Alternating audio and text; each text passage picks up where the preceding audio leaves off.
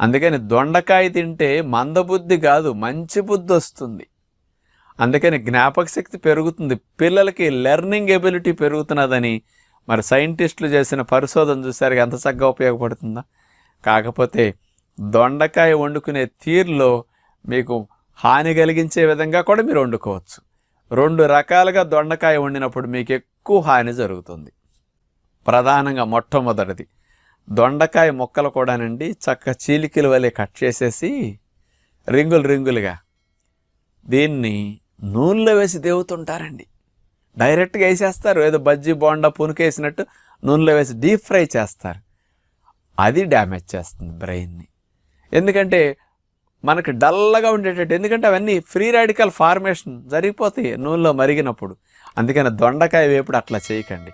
బయట non stick పాత్రలో దొండకాయ అంటుకోకుండా, మేము ఆశ్రమంలో 500-600 మందికి